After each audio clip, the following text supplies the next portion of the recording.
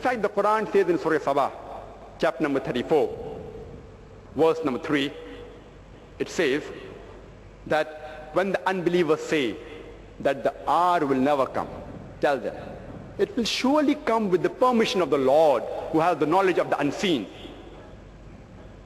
who has in his record the minutest detail of an atom in the heaven and in the earth.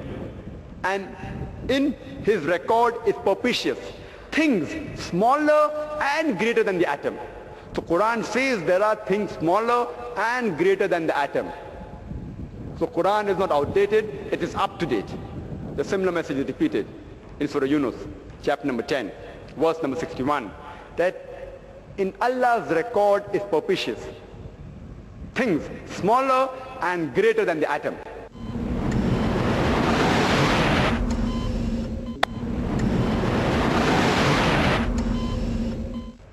In the field of geography, we learn in school about the coherent water cycle. This was first described by Sir Bernard Palissy in 1580.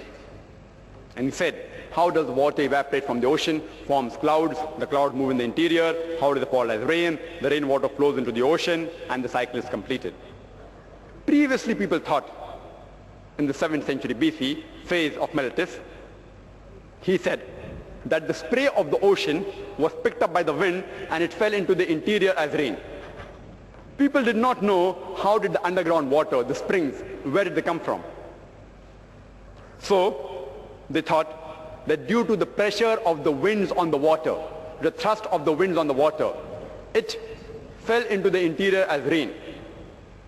And this rainwater seeped into the soil and returned to the ocean through a secret passage, the abyss, which was known at the time of the plateau as Tartarus.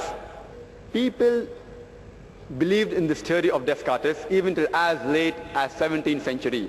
And philosophers like Aristotle's theory was believed till as late as 19th century, that water vapor evaporated from the soil, it condensed in mountain cavern, and these mountain caverns formed lakes which fed the spring water.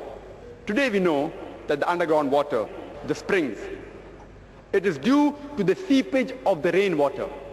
And the Quran says that in Surah Al-Zumar, chapter number 39, verse number 21.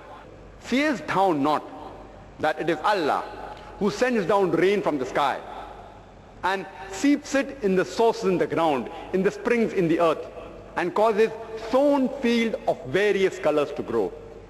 The message is repeated in Surah Rum, chapter number 30, verse number 24. Allah sends down rain and dead earth brings it back to life. The Quran says in Surah Mu'minun, chapter number 23, verse number 18, that it is Allah who sends down rain in due measure. We are able to store it and we are also able to easily drain it. The Quran says in Surah Al-Hijr, chapter number 15, verse number 22, it says that we send fecundating winds, wind impregnating, and cause rain to descend from the sky and give you water in due measure. The Arabic word lawaki used here is the plural of laki, derived from lakaha, which means to impregnate or to fecundate. The winds carrying the pollen, they impregnate the clouds and then rain falls.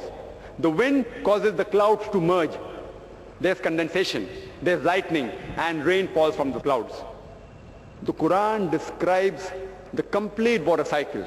How does the water evaporate, how it forms clouds, how it moves in the interior, how it falls down, how it flows back into the ocean, in several places.